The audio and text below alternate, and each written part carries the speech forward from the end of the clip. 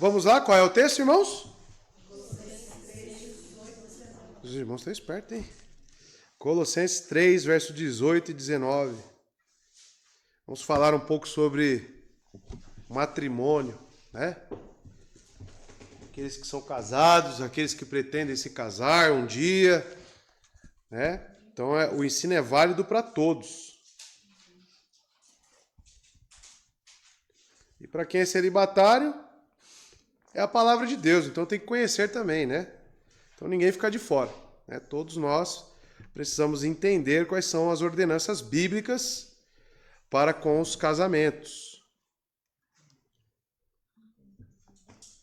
Ontem eu preguei algo semelhante, irmãos, né? E hoje vamos ver o reforço dessa mensagem, né, do casamento de ontem, a qual eu preguei Efésios capítulo 5, verso 22 ao 28. O texto de hoje diz o seguinte, o verso 18 e 19 de Colossenses 3. Esposas, sede submissas a vosso próprio marido, como convém no Senhor. O verso 19 já fala aos maridos. Maridos, amai as vossas mulheres e não vos irriteis contra elas. Essa é a versão King James. Vamos orar? Que Cristo nos conduza, o Espírito Santo abra o nosso entendimento e aplique esses preceitos em nossos corações. Amém? Vamos orar.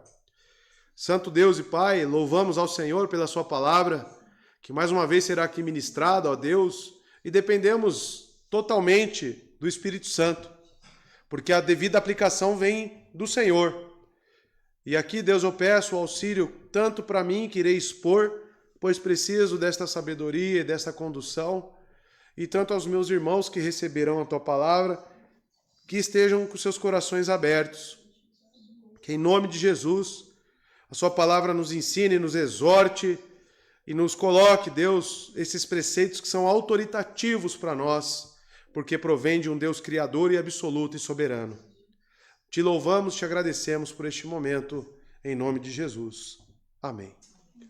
Amados, o texto aqui, que já propõe também o título da minha mensagem, devido ao contexto do capítulo 3, é a nova criatura no casamento. Esse é um texto, é um parágrafo que se inicia, que não é exatamente isolado. Ele está dentro de uma construção a qual os irmãos já vêm acompanhando. Então, antes de mais nada, né, o pano de fundo aqui da carta aos Colossos é justamente Paulo, que recebeu as informações daquele presbítero chamado Epáfras, e ele soube que esta igreja está passando por alguns problemas. A igreja de Colossos está sofrendo com os falsos ensinos. E que falsos ensinos são esses, né? São aqueles que nós podemos encontrar no capítulo 2, verso 8, você pode conferir na sua Bíblia, chamado de filosofias que seguem os rudimentos deste mundo. São chamadas de sabedoria também, no verso 23. E possuem também certas práticas ascéticas. O que são as práticas ascéticas? Um tratamento severo contra o próprio corpo, né? Não toque, não beba, não manuseie, não faça isso, não faça aquilo. E esses falsos mestres ensinavam essas obras de forma que eles conseguissem alguma evolução espiritual, né? Que eles conseguissem angariar outros patamares espirituais através dessas técnicas, né? Muito se assemelha com algumas teologias que nós observamos hoje por aí, né? Teologia coach, né? Que você precisa fazer isso, você precisa fazer aquilo outro, para que você seja mais bem sucedido espiritualmente, né? Então, amados, só mudou talvez a vestimenta, mas o conceito permanece o mesmo até os dias atuais. Tendo isso em vista, Paulo, ele exalta Cristo como Senhor do universo, no capítulo 1, verso 15 a 17. Estão lembrados disso? Aquele que tem supremacia sobre a criação. E dos versos 18 a 20, ele possui supremacia sobre todos os seres que foram renovados, segundo a sua imagem. Diz o texto também que ele apaziguou todas as coisas, Cristo Jesus. Sejam elas celestes ou sejam aqui, materiais deste mundo. Em Cristo tudo subsiste. Por que Paulo então exalta desta forma? Para que aqueles crentes em Colosso pudessem observar que a fonte espiritual provém de um apenas, que é Cristo. É somente pela graça dele que nós podemos avançar, podemos realmente ser desenvolvidos, sermos aperfeiçoados, como diz o autor de Hebreus. E tendo isso em vista, ele vai falar no capítulo 3, como nós já vimos, grande parte aqui, da vida renovada do crente. O que nós chamamos de vida celestial. No verso 1 e 4, se os irmãos estiverem lembrados, ele vai dizer, do 1 ao 4 do capítulo 3, então se ressuscitastes com Cristo, o que ele diz? Buscai as coisas que são de cima, onde Cristo está assentado à direita de Deus, e não prática segundo os rudimentos deste mundo. Não toque, não bebas, busque as coisas do alto. Afeiçoai-vos, estão lembrados dessas palavras? Tenham afeições por Cristo, com as coisas que são de cima e não com as coisas que são da terra. Porque já estáis mortos, diz Paulo a esses crentes, e diz a nós também. E a vossa vida está escondida com Cristo em Deus. Quando Cristo, que é a nossa vida, aparecer, então também vós aparecereis com ele em glória. Então aqui está o foco central do capítulo 3. A nova vida celestial, a vida que busca as coisas do alto, a vida que foi transformada e que é habitada pelo Santo Espírito, irmãos. E é isso que nós temos que ter em mente. O capítulo 3, ele cresce em importância, por quê? Porque ele traz na prática como é ser crente. Ele traz na prática o que é necessário para que tenhamos vidas regeneradas. Traz na prática quais são as consequências disto. Então, amados, nós observamos isto nos primeiros versos do capítulo 3. E aqui agora, nós temos o início de um novo parágrafo, como dito.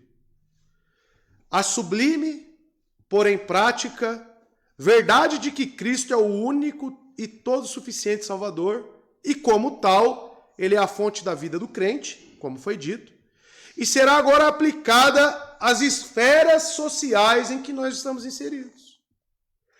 Os textos pregados anteriormente, tanto pelo Felipe quanto pelo Gessé, se os irmãos estiverem lembrados, dentre aqueles verbos imperativos que nós já vimos, afeiçoai-vos, os irmãos relembraram agora, no verso 5 vocês viram, mortificai, portanto, os vossos membros, que estão na terra, que são qual? A fornicação, a impureza, a afeição desordenada, a vil concupiscência, a avareza, que é a idolatria.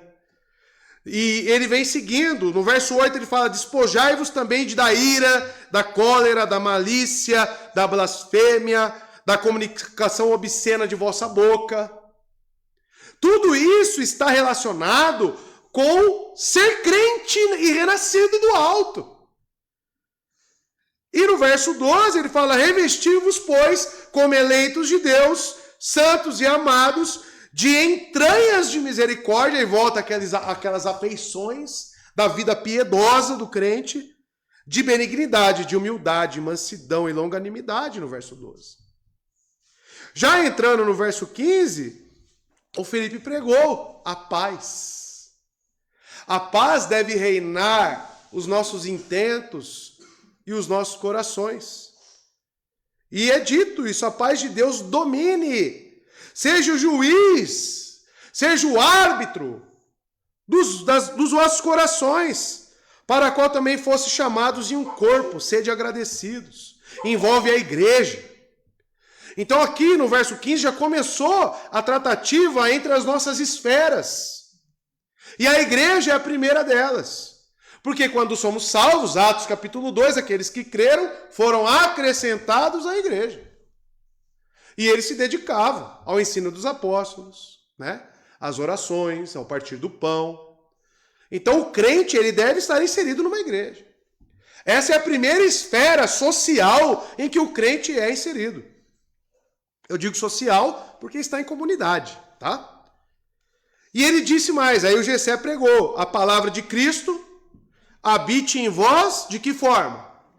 Abundantemente. E tem crente que reclama de ler a Bíblia todo dia, né? A palavra de Deus ela deve ser manuseada. O crente deve conhecer, nós somos chamados como o povo do livro, sabiam disso? Os crentes são chamados como o povo do livro. Aí você olha para os crentes e não gosta de ler. Um crente que não lê a Bíblia, para mim, não é nem crente. Tá, irmãos?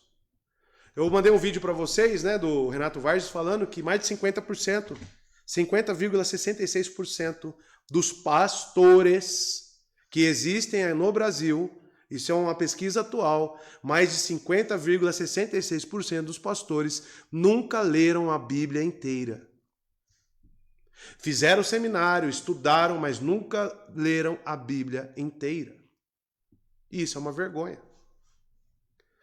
Aí se os pastores estão assim, que é mais da metade, imagina os crentes. Eu não vou aqui falar para você levantar a mão, é claro, mas você já leu a Bíblia inteira? Se Deus quiser, esse ano você vai ler naquele plano de leitura, né? E isso vai ser bom para você. Isso vai ser bom para a sua vida espiritual, né? Você precisa saber aonde que cada livro está, o que contém naqueles livros, quais são os ensinamentos deles. Isso é importante para nós, porque o mandamento lá que nós vimos o irmão Gessé pregar no verso 16, a palavra de Cristo habite em vós abundantemente. E o Antigo Testamento, Cristo está lá? Está lá. Está lá. E aí diz em toda sabedoria, ensinando-vos, admoestando-vos uns aos outros. Olha só, veja como é social mesmo. Uns aos outros, né? Essa palavra deve ser ricamente aqui estar em nós, abundantemente, para quê? Para que possamos ensinar nossos filhos, para que possamos exortar nossos irmãos. Aí você não tem nem os conceitos bíblicos sobre pecado, como que você vai exortar alguém? Você não tem crivo. É a mesma coisa que eu pegar um juiz e falar para ele ser um juiz, arbitrar uma causa, sendo que ele não conhece o Código Penal, não conhece a Constituição do país, não conhece o Código Civil, as leis. Já pensou? Você chega na frente do juiz, Laura, e ele não conhece a lei? É possível isso acontecer? Mas é possível ter crente que não conhece a Bíblia, né? Engraçado, né? Eu não posso ter um juiz, um magistrado civil, que não conhece a lei, mas eu posso ter um crente que não conhece a Bíblia. É no mínimo estranho. Porque ele deve conhecer o Evangelho e os mandamentos deste Evangelho. E o verso 17, né, qual foi o último onde os irmãos pararam, e quando fizerdes por palavras ou por obras, fazei tudo em nome do Senhor Jesus, dando graças a Deus, Pai, por ele. Tá? Veja que Paulo ele coloca o foco tudo em Cristo. E isso por causa dos falsos ensinos, irmãos. Que colocava o foco no homem. Nesses falsos mestres. Que eles eram cheios de si. Estão lembrados disso? Eles tinham a falsa humildade, como é dito lá no capítulo 2, verso 18. Aqui, Paulo diz, tudo que vocês fizerem, que seja em nome do Senhor Jesus. Ou seja, a glória deve ser dada a Ele apenas. E agora, amados, nós veremos mais um âmbito onde o crente está inserido. O primeiro dele é onde?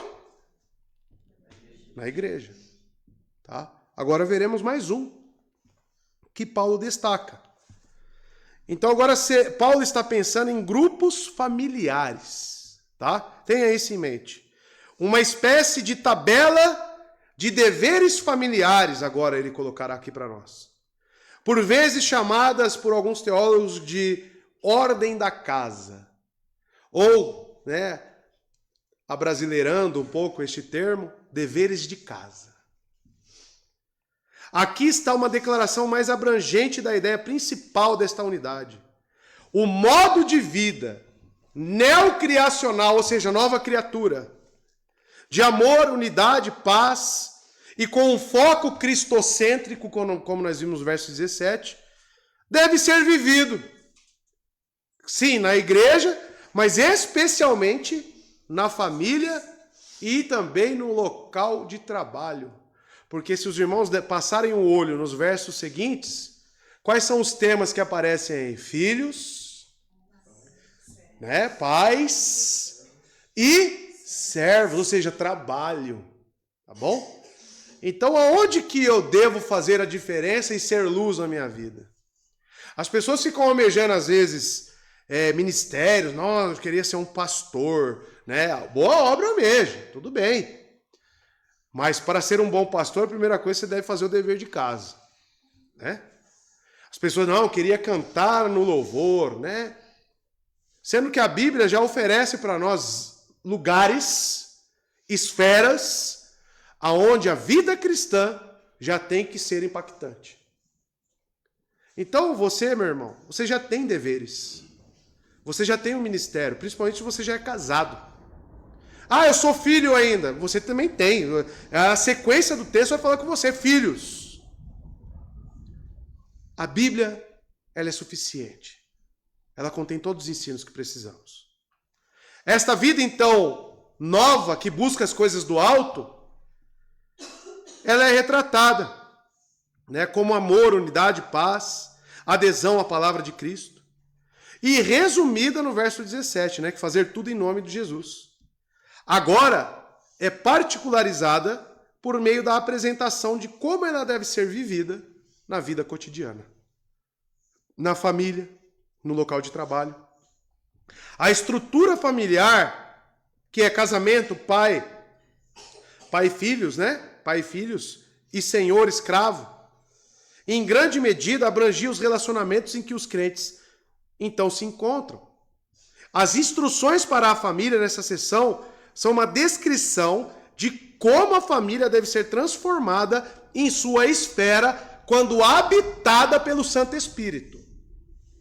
Então, uma coisa que eu quero deixar claro aqui. Que espécie de família, de casamento, Paulo está se referindo? Cristão. Tá? Esses preceitos e princípios é para marido, mulher e filhos crentes. Essas coisas não se aplicam a pessoas, por exemplo, que estão em jugo desigual. Tá?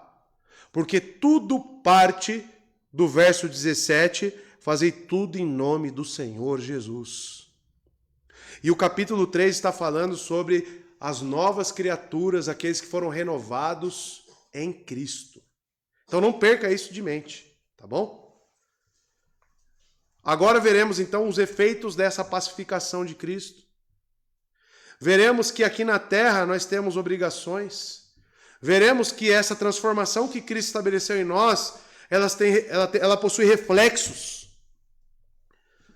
Então veremos isso, amados. Aqueles que foram reconciliados, afetados pela paz de Cristo, se revestiram do novo homem que está sendo renovado para o conhecimento, segundo a imagem daquele que o criou, capítulo 3, verso 10. Essas pessoas agora são um só corpo com Ele, com Cristo.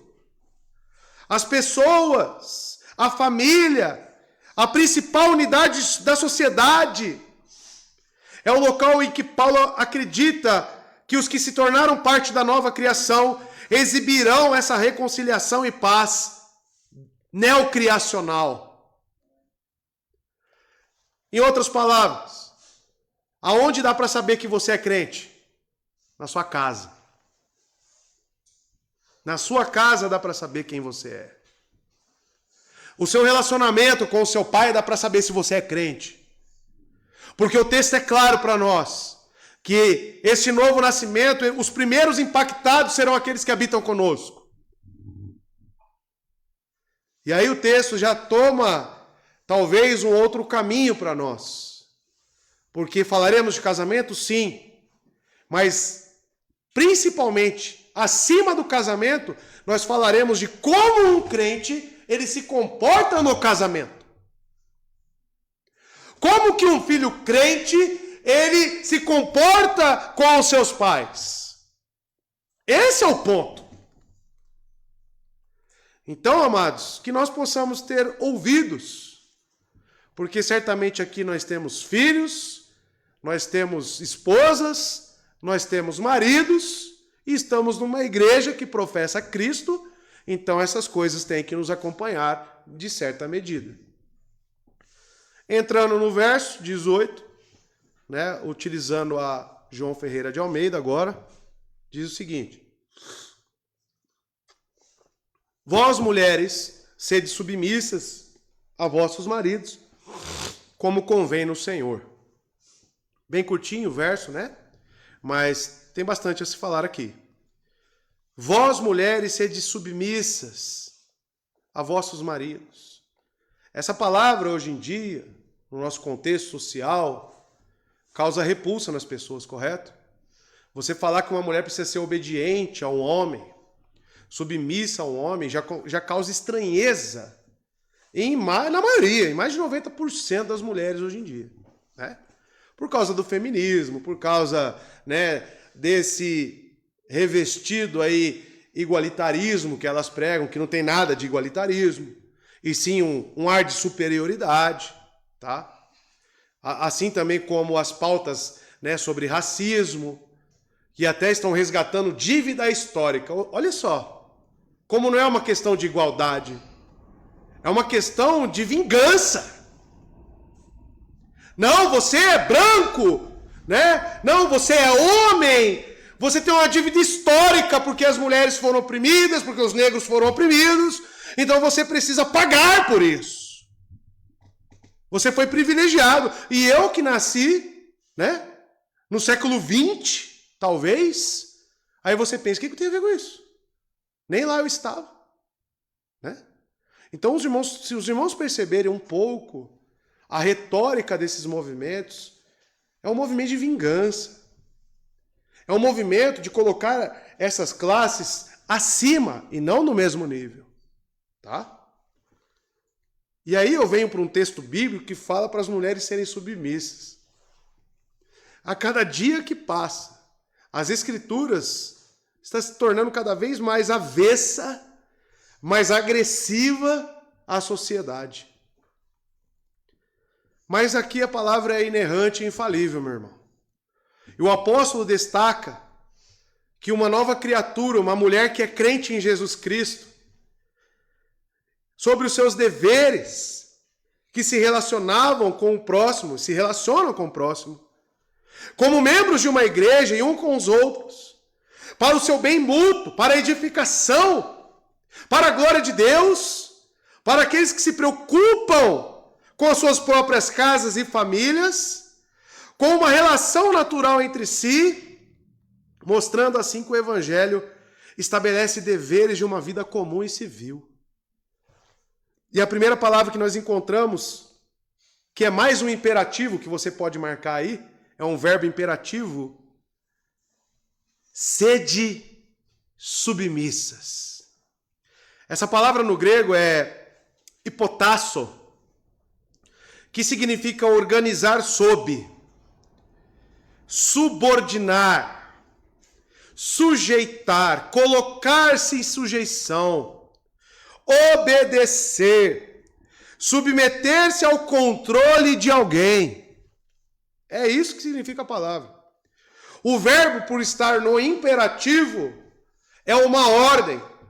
O tempo deste verbo é presente, ou seja, não é passado, não é nem futuro, é agora. E a voz deste verbo, sede submissas, está na voz média, mulheres. Por quê? A voz média, ela é tanto uma ação que vocês têm que tomar, tanto que não só uma ação, mas é uma ação reflexiva. É uma ação que vocês devem se preocupar em executar. A classificação gramatical dos verbos é importantíssimo para nós. Então veja, isto aqui é um imperativo bíblico, meu irmão, minha irmã. Isso aqui é algo que você deve grifar na sua Bíblia e pensar. Isso aqui é as coisas que eu devo orar, que eu devo buscar. Olha o modo reflexivo aí, ó.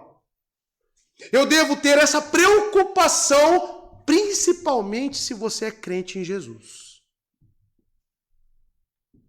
Porque quando você é salvo por Cristo, uma das coisas que o seu coração transformado tem é uma disposição para obedecer a palavra de Deus. Buscar as coisas que são do alto é isso aqui. Agora você já sabe mais uma coisa que você tem que buscar, que você sabe que é do alto. Ser submissa. Obedecer. Se colocar sob. Essa voz média, submetei-vos, indica que é responsabilidade das esposas, de forma voluntária, olha só, não é algo forçado, não é algo imposto, é uma forma voluntária. Por quê? Vamos lá, apenas um parênteses aqui. Se é uma ordem do meu Senhor, vamos lá, eu vou usar o meu casamento. Se é uma ordem de Cristo nas Escrituras, é Ele quem está ordenando, sou eu que tenho que ficar falando para minha esposa que é crente? Você tem que ser submissa? Não é eu. Isso é uma disposição que ela deve ter em analisar as Escrituras e buscar isso com todas as suas forças. Por quê? Porque ela ama o seu Senhor. Então, amados, é voluntário isso. Se submeter aos maridos. Isso sugere que não é um papel dos maridos exigir delas essa submissão. E os maridos ficam, você tem que ser submissa. Você tem que acatar o que eu estou falando. Você está errado. Eu estou errado se eu faço isso. É aquela linha tênue que eu falo aos irmãos do aconselhamento pastoral entre eu vou até aqui e falo e o resto é com você, meu querido. Eu chego para o camarada e falo, olha, você tem agido de tal forma e essa forma é contrária às Escrituras. E mostro o texto. E falo, esse proceder seu é passivo, inclusive, de disciplina.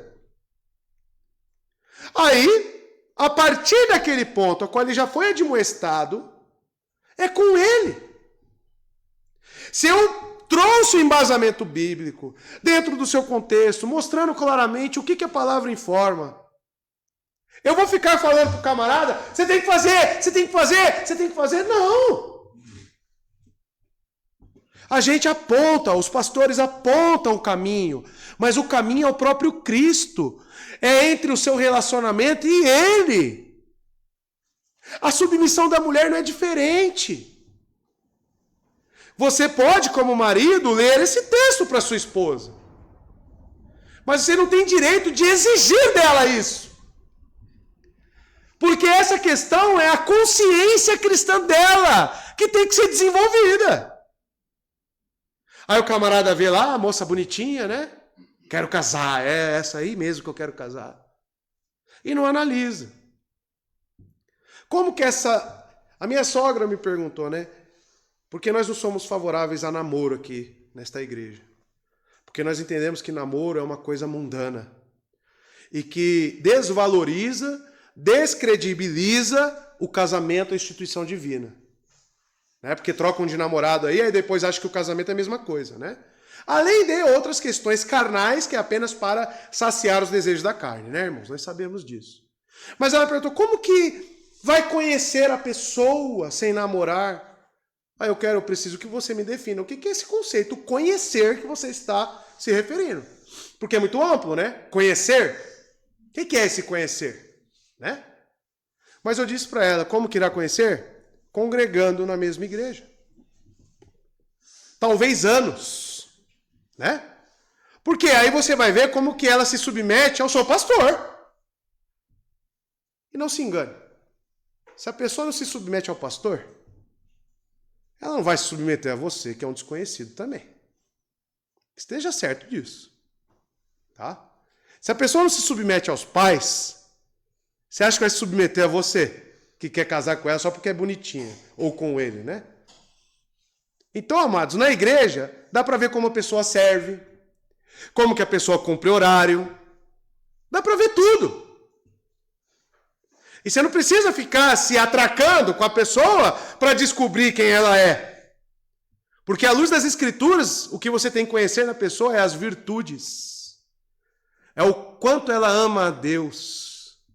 E como que essas esferas sociais e com as pessoas, como que ela interage como uma nova criatura. É por isso que as pessoas se casam nas igrejas, e isso é uma grande ironia, e depois elas descobrem que aquela pessoa nunca foi convertida na vida. Por quê? Porque não seguem os preceitos bíblicos. Dá para saber se a pessoa é submissa na igreja? Dá, lógico que dá. E muito. E o texto continua, amados. Né? E ser submissa aponta também para a ausência de qualquer ordem de um marido ou sua mulher para que seja submissa. Fique claro isso para nós. A voz média do verbo traz um sentido reflexivo, não se esqueça. Mulheres, anotem isso. É um verbo imperativo na voz média, ou seja, é uma ação acompanhada de uma reflexão, ou seja, é uma preocupação que você tem que ter. E não é seu marido que vai ficar te mandando você ser submissa. Contudo, mesmo que uma voz ativa fosse usada aqui, não muda também a questão de ser um verbo imperativo, né? A voz média reforça o aspecto da responsabilidade que é sua, mulher. Mulher crente, vale destacar. Você que é nova criatura e que busca as coisas que é do alto, isso é uma responsabilidade sua. É uma regra doméstica. Paulo agora aplica os princípios de modo de vida de uma nova criatura, como falei, à unidade familiar, estendida, ou a regra doméstica, como é chamada por alguns, ou deveres de casa, como eu parafraseei aqui, e ele começa tratando do papel das esposas em relação aos seus maridos.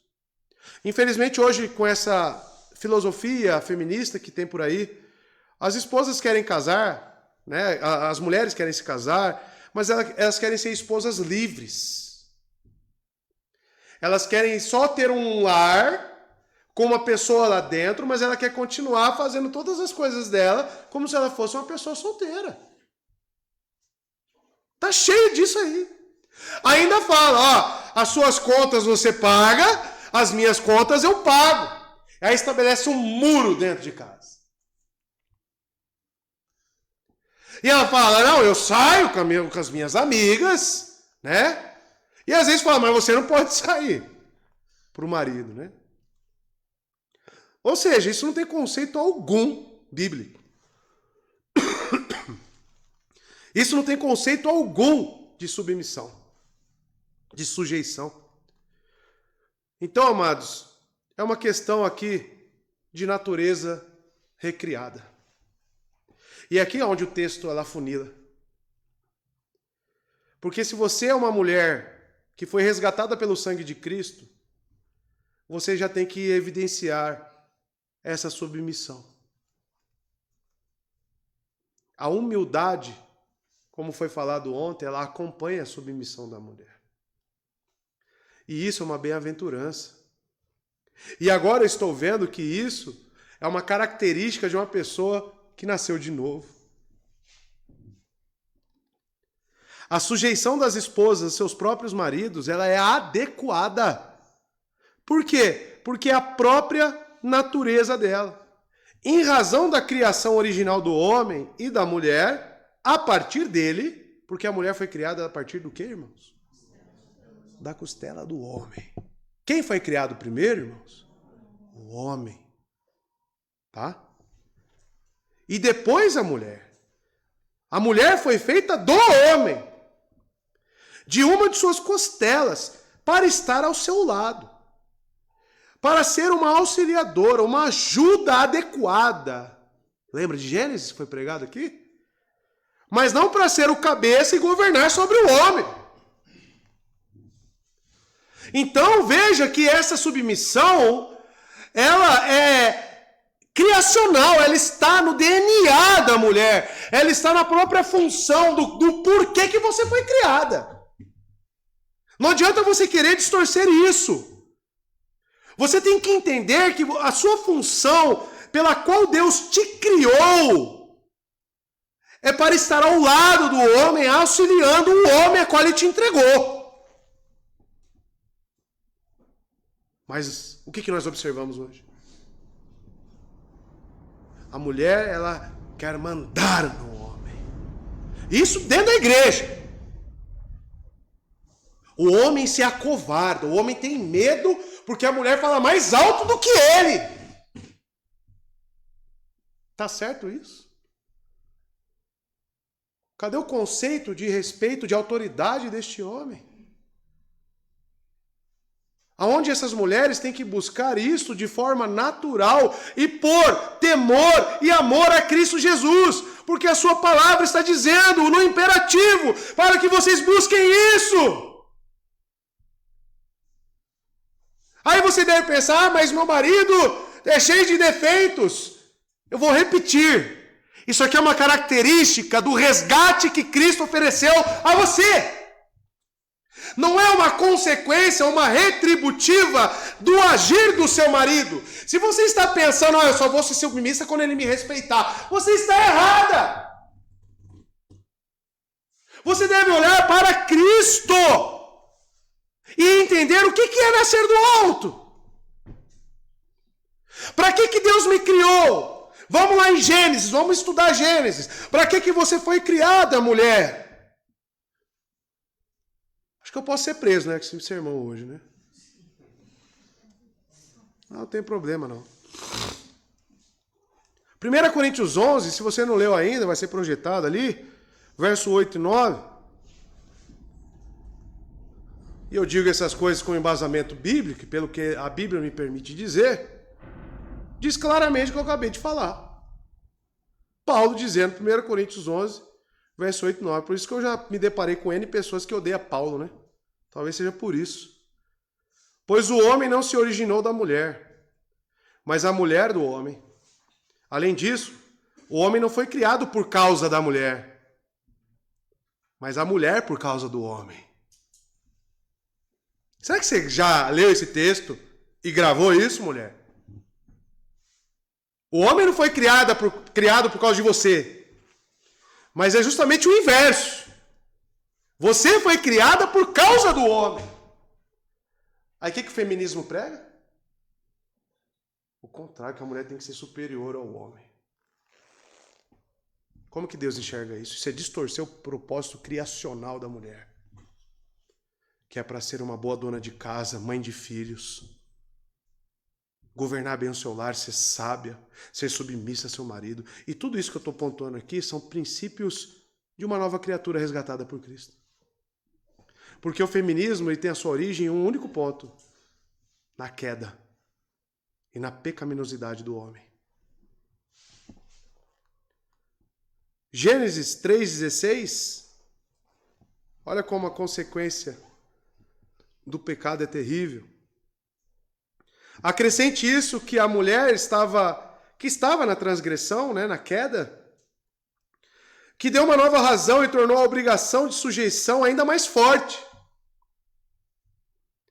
E também uma coisa decente e conveniente que as esposas sejam sujeitas a seus maridos. Porque desde Gênesis, esse preceito que você está vendo em Colossenses, capítulo 3, verso 18, já foi impresso. E diz o que lá em Gênesis 3,16? A mulher, ele declarou. Quem declarou? Deus. Então, o mandamento de Deus. Multiplicar grandemente o sofrimento na gravidez, e com sofrimento você dará à luz a filhos. Seu desejo será para o seu marido. E nós vimos que na construção gramatical hebraica, o correto aqui, a tradução seria: seu desejo será contra o seu marido. E ele te dominará. Tá? Esses são os preceitos bíblicos. Mas pela pecaminosidade, eu sei que as mulheres têm dificuldade justamente nessa área. Eu sei que as mulheres lutam justamente nesta área. Mas você é um ser que foi renovado pelo poder do Espírito Santo, minha irmã. E é isso que você tem que buscar essa coisa do alto, é isso que você também tem que buscar. E o complemento aqui é primoroso do verso, o finalzinho do verso. Como convém ao Senhor, tá? Essa palavra convém é outro verbo, tá? Como convém. E que significa? Vem do grego aneko, que significa igualar, chegar, alcançar, referir-se ao direito, o seu dever. É o seu dever. É conveniente. O verbo é um verbo indicativo, então ele está indicando algo. Ele está indicando um fato. Primeira coisa, você tem que saber, é a sua obrigação para com Deus, para com o Senhor. É o que ele exige de você. Dá para você entender isso? Esse convém é o que ele exige de você. Não apenas que a lei de Deus exige, é ordenado por Cristo sob a dispensação do Evangelho. Porque Colossenses é um período após já a plenitude dos tempos. É um reinado de Cristo já instituído. É o Evangelho que está governando, como hoje. Então nós vemos desde Gênesis, Antigo Testamento, e nós vemos na dispensação do Evangelho. Nada mudou. Então, amados, veja, todos aqueles que estão nele, todas as mulheres que estão nele, que professam ser novas criaturas, pessoas convertidas, que a palavra de Deus não seja blasfemada. Afinal, o que foi pregado no 16 é que ela habite ricamente em você, correto? Então, se você é crente, você vai se atentar a isto. Agora, se você não é crente, você vai ficar com raiva e você vai embora. E nunca mais vai querer saber dessa Bíblia. Talvez até rasgue Colossenses. Mas isso só vai revelar quem você é.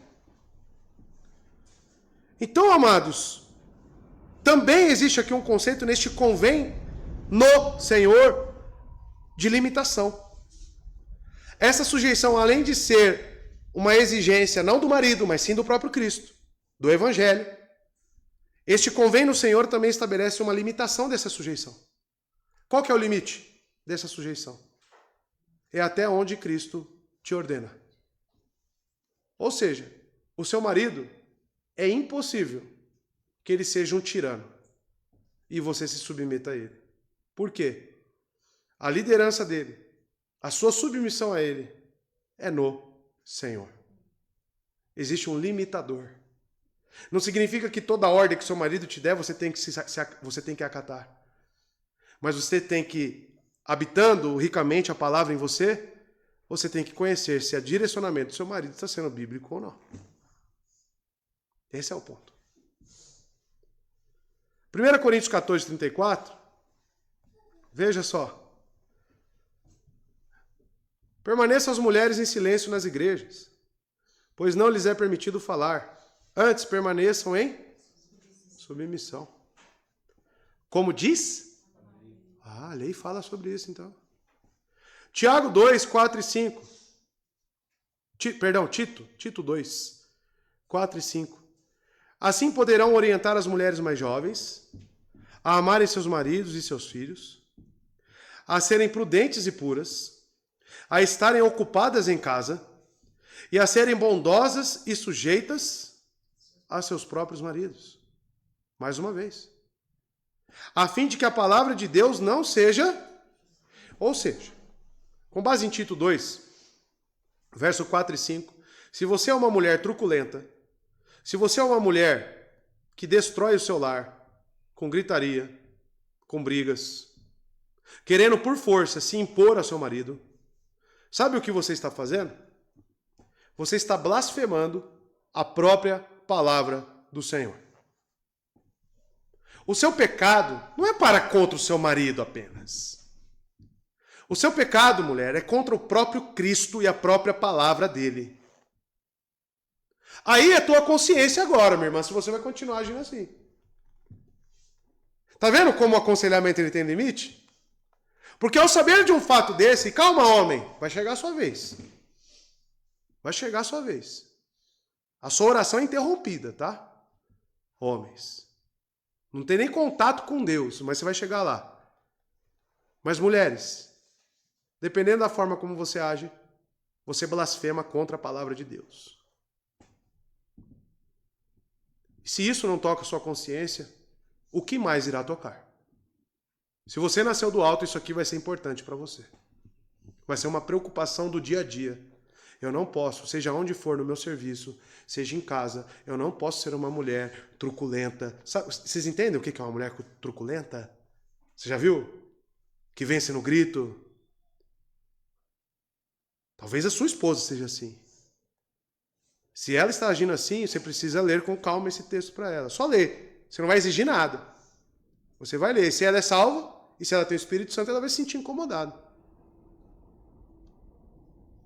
Se a pessoa age dessa forma, ela está blasfemando contra as Escrituras. É um dever, é uma limitação, é uma submissão a exemplo de Cristo. Então vejam, amados, em particular, a maneira da sua submissão aos seus maridos deve ser influenciada pela adequação de sua vida de um modo de vida humilde e sacrificial. E também pelo esforço de buscar o amor, a unidade, a paz em Cristo. Bem como uma vida de sujeição à palavra de Cristo, como vimos no verso 16. Isso é o que significa, à luz do Logos de Cristo, o que convém no Senhor. É isso que significa. Sejam submissas, porque isso é o que convém. Isso é o que é exigido no Senhor. Ao mesmo tempo, uma limitação, porque você obedece segundo aquilo que as Escrituras te informam. E aí entramos no verso 19. As mulheres agora estão, ufa, né? Agora tem o verso 19, que é para os homens.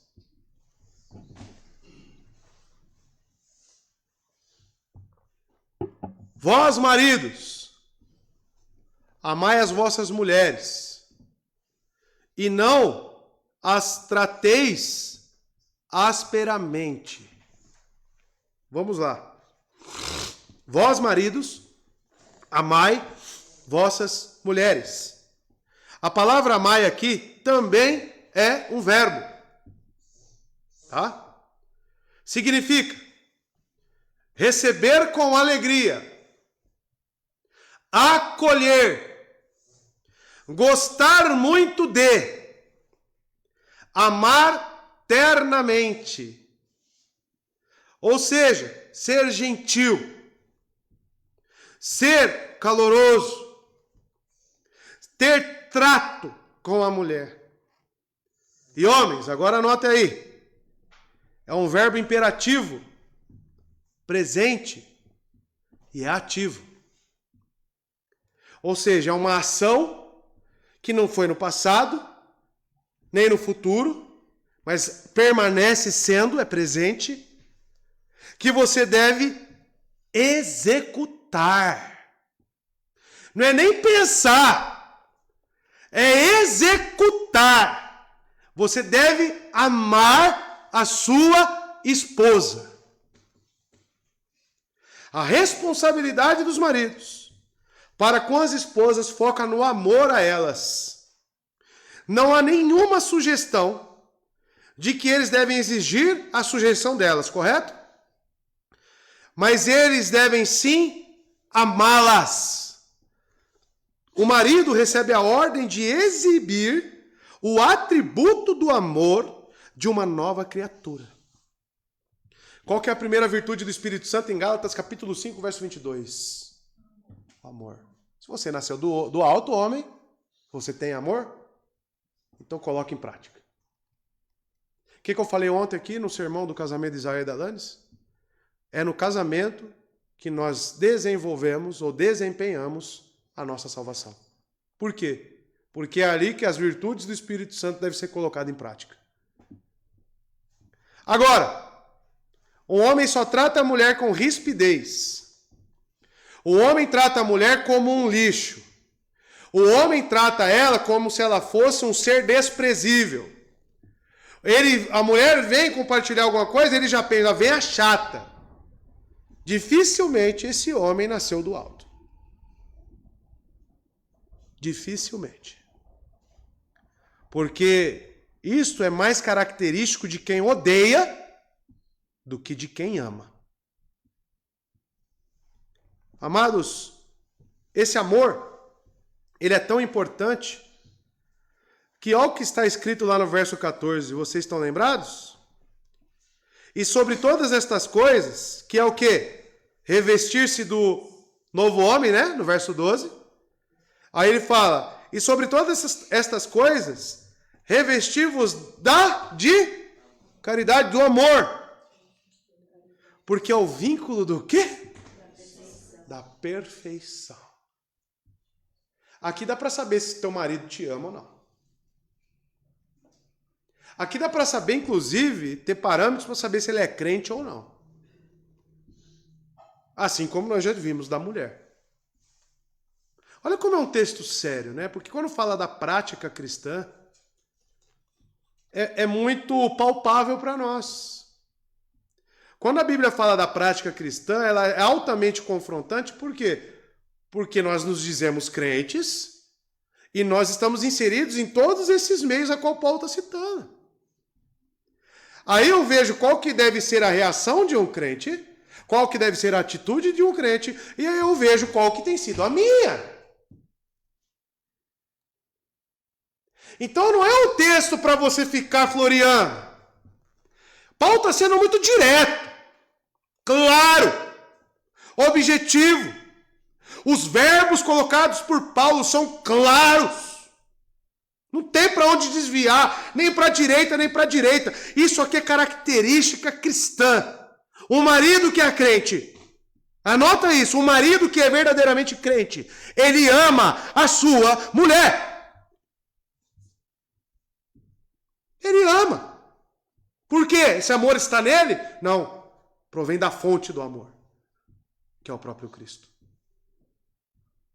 Agora, qual que é o grande erro das mulheres? E nós temos muitas aqui que são de julgo desigual, que o marido não é crente. Querer cobrar essas coisas do marido que não é crente. Sabe quando você vai conseguir isso? Nunca. Esses são preceitos que não são aplicáveis a ímpios. Esses são preceitos que são aplicáveis apenas a crentes. Então não queira chegar na sua mãe, que nem conhece a Cristo, que nem professa o cristianismo, e falar, mãe, eu aprendi na igreja, você tem que ser submissa. Pai, você tem que tratar a mãe melhor. Isso é a mesma coisa que você falar com ninguém, com a parede. Não tem aplicação para eles. Isso são apenas preceitos de casamento entre cristãos. Então, o que precede tudo que estamos falando? Se revestivos do alto. A fé em Cristo. Nascer do alto, como ele falou para Nicodemos. Que tipo de amor é este, né? Vamos falar um pouco desse amor agora. E Efésios nos ajuda melhor a entender que tipo de amor é esse, como foi pregado ontem. É um amor sobre o seu próprio corpo. A mulher não saiu de você, homem. A mulher não foi criada para o próprio homem. Então ela é carne da sua carne. Observe que o paralelo de Efésios diz isso.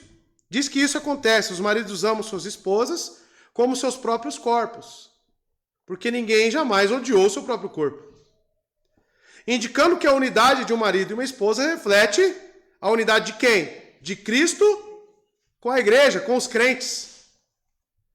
Como parte do seu próprio corpo. Tanto que a igreja é chamada de corpo de Cristo. E a sua esposa é chamada de carne da sua carne.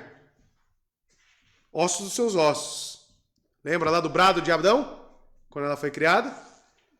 E assim como os crentes devem perdoar uns aos outros, em imitação do perdão de Cristo, não é assim? Como é que é a oração do Pai Nosso? Perdoa-nos, assim como perdoamos a quem nos tem ofendido. Né? Então, amados, a base do nosso perdão é Cristo. E assim os maridos devem amar as esposas, assim como Cristo também amou a igreja. E assim mesmo se entregou por ela. E isto é uma ordem para nós, homens casados. Em 3,19, ao qual estamos, os maridos recebem a ordem, amai vossas esposas. Certamente em imitação do amor perdoador de Cristo pela igreja. Ah, eu tenho dificuldade em amar. Meu irmão, ore, jejue. Isso agora é sua consciência com Cristo. Se você tem tratado sua esposa mal, a primeira coisa que está em xeque é a sua salvação. É a sua salvação. Será que é algo sério? Será que é algo que você tem que se preocupar? Mas pode ser que seja uma área que você tenha dificuldade.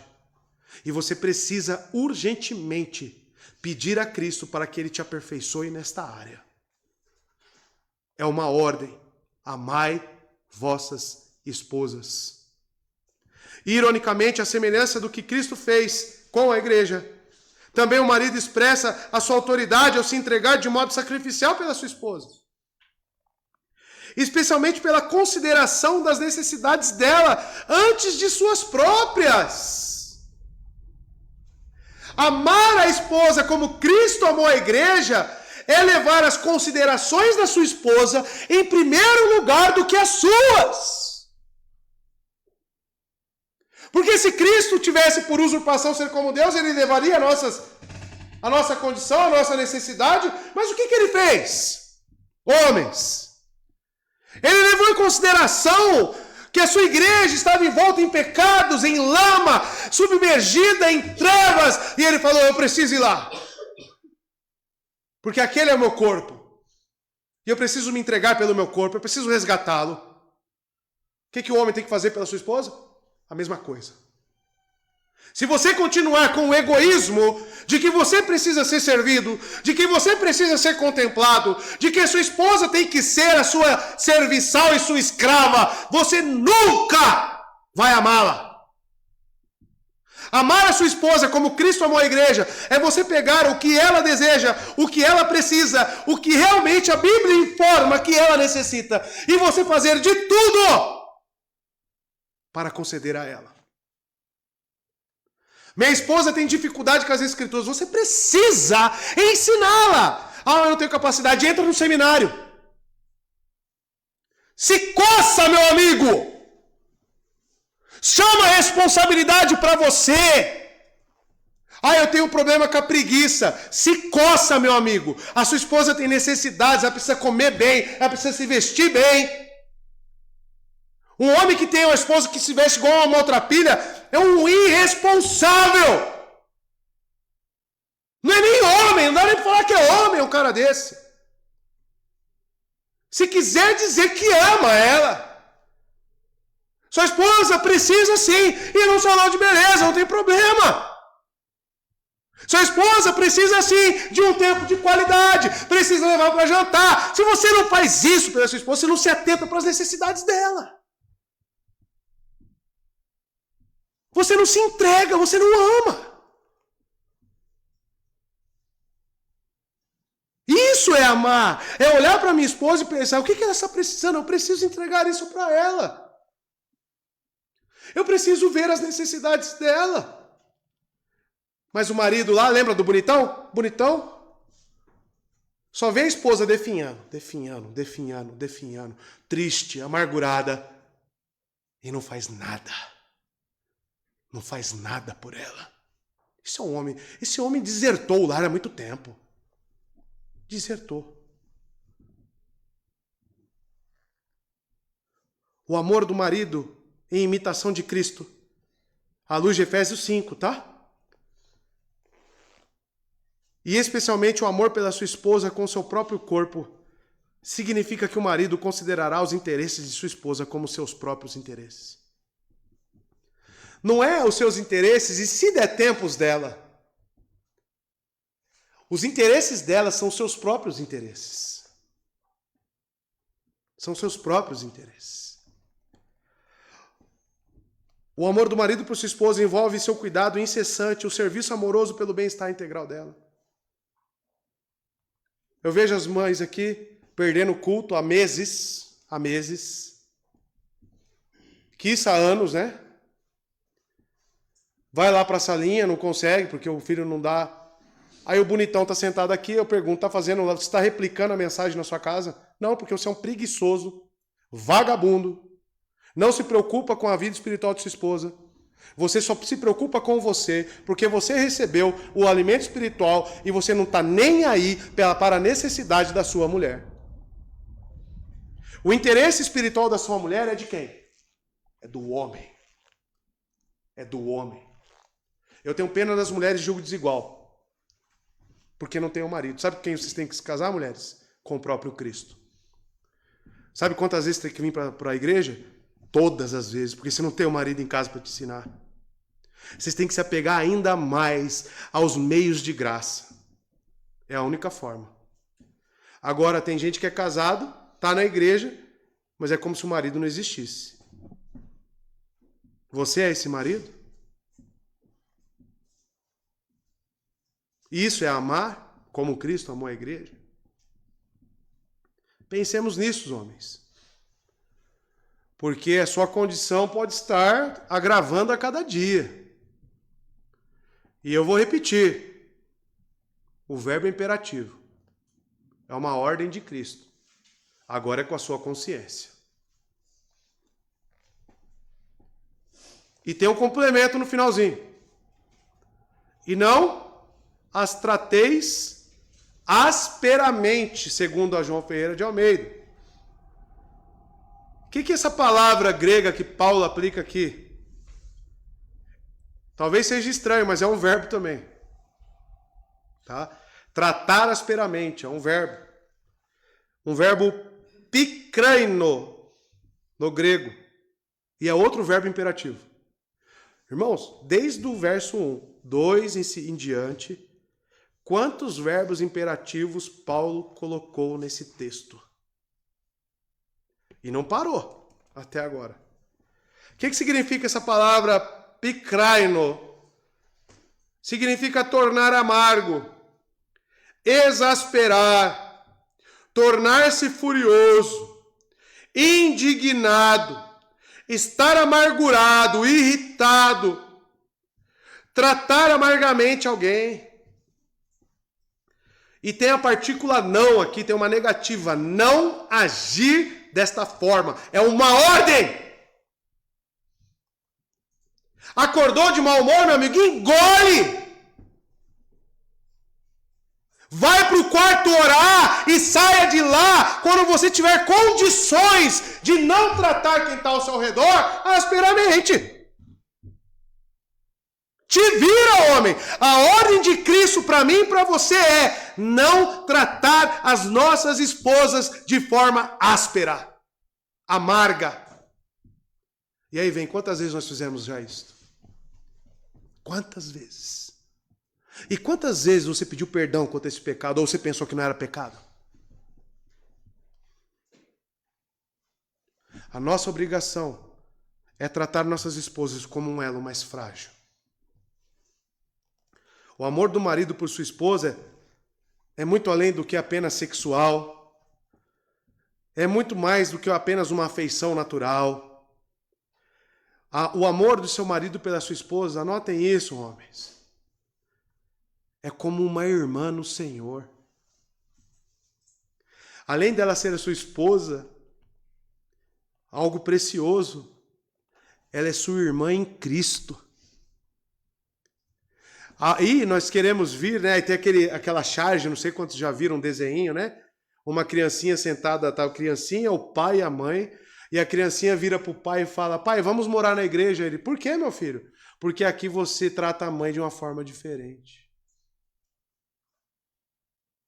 Aí trata as mulheres da igreja, esses homens, melhor do que trata a própria esposa em casa.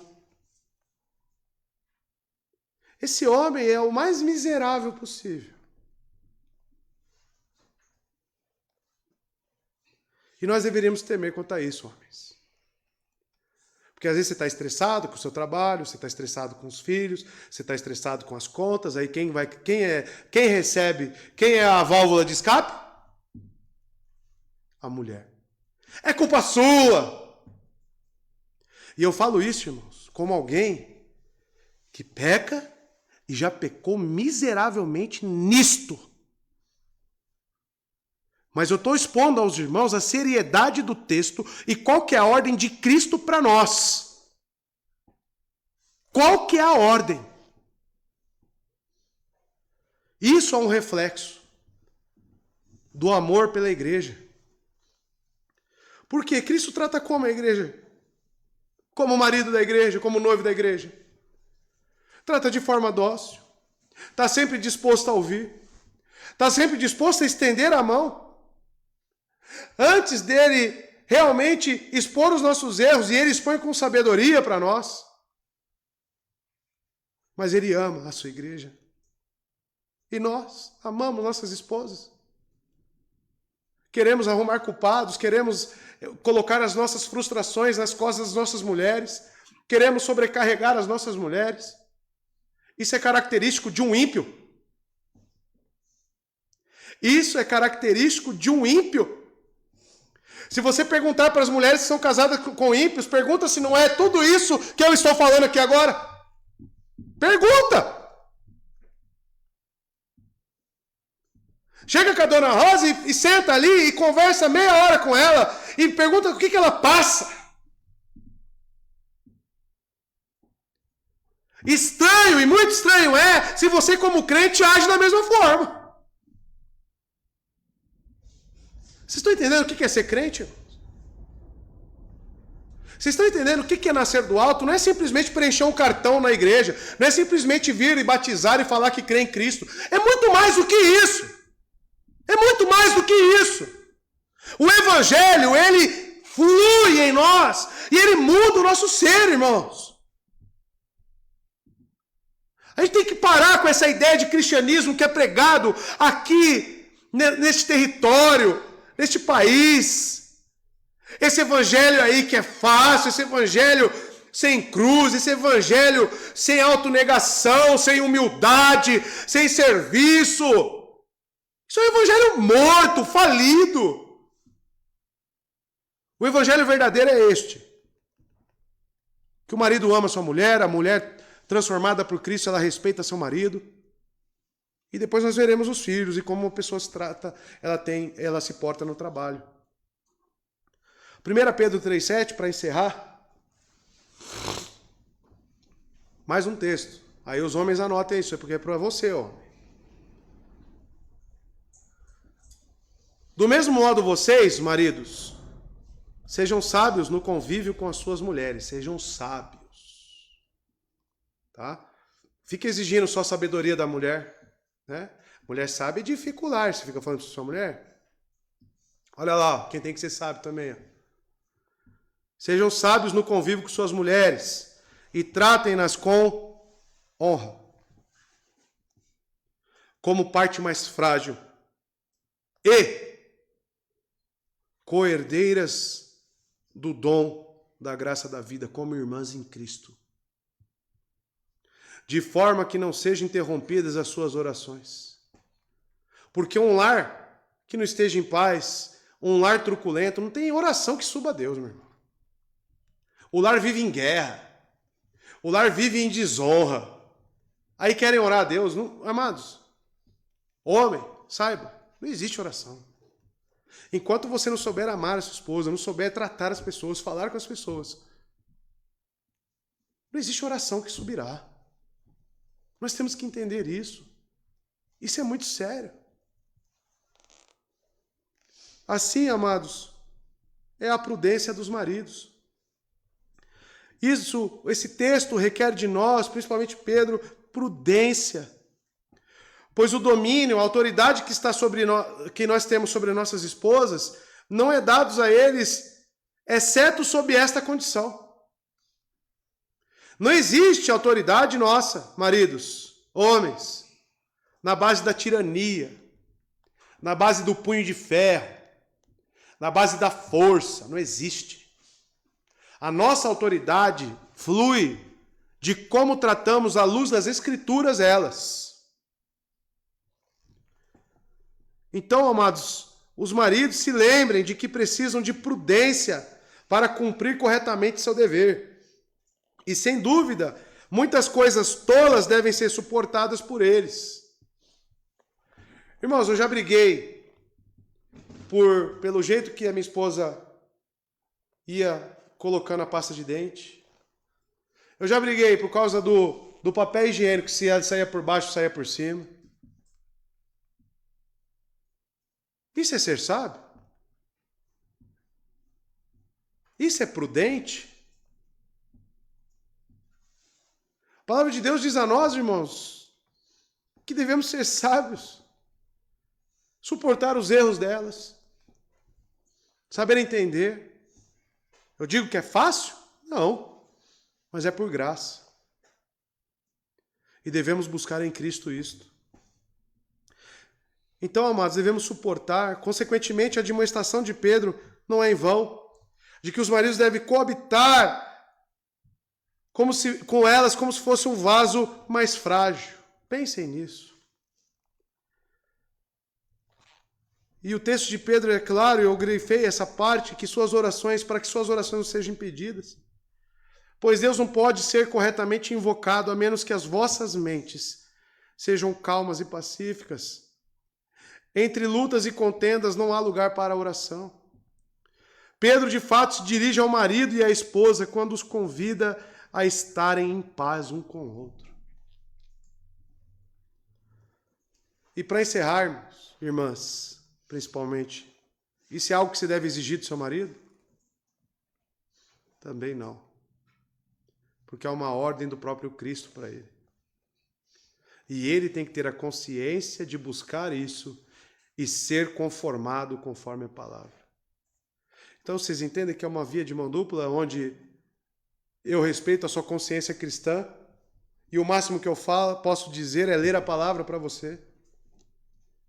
Tanto na submissão como na autoridade do seu marido, amar as esposas, isso não é por força. Porque se é um mandamento de Cristo na sua palavra, quem que nos convence da palavra? Quem que nos convence do pecado, da justiça e do juízo? Quem que abre os nossos olhos para as Escrituras é o Espírito Santo. Então, esposa e marido, não queira ser o Espírito Santo. Apenas pregue o Evangelho. Faça a sua parte, como convém ao Senhor. Amém? Que Deus abençoe os irmãos, que possamos refletir sobre esse texto e temer a Deus. Porque certamente todos nós aqui, homens casados, solteiros, quem seja, as mulheres também precisam buscar graça em Jesus para nos amoldarmos a essas palavras. Amém? Que Deus abençoe os irmãos.